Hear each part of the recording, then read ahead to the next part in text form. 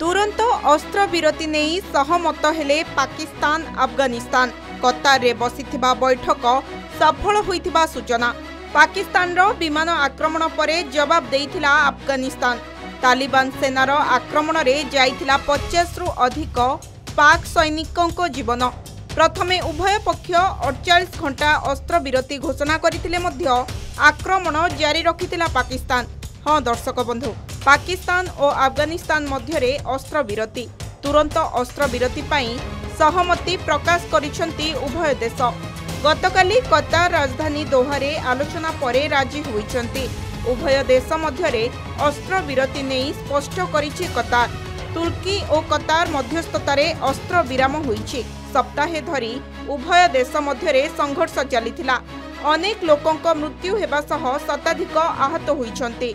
2021 रे तालिबान काबुल को दखल करिबा परे दुई पड़ोसी देश मध्यरे एबे सबुठारु भयंकर सीमा संघर्ष लागिछि।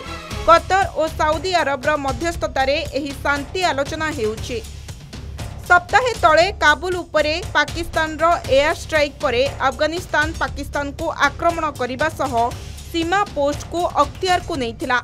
तेबे उभय पक्ष मध्यरे 48 घंटार अस्त्र विरति होइथिला। किंतु अस्त्र विरति समय रे पाकिस्तान आक्रमण करिबा फलरे 3 क्रिकेटरक समेत 10 जनक मृत्यु होइथिला।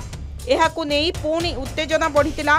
उभय पक्ष अस्त्र विरति को बजाय रखिबा सह दुरांडो लाइन रे एक स्थायी शांति प्रणाली प्रतिष्ठा करिबा पई परवर्ती बैठक करिवे। तेबे ए कथा को नेई चारिआडे कथा उठिलाणी। कोन प्रकृत रे ए अस्त्र विरति तिष्ठिबो आउ ए अस्त्र विरति को केते दिन किए मानुछि ताहा देखिबाकू बाकी रहिला। ब्यूरो रिपोर्ट, के न्यूज ओडिशा।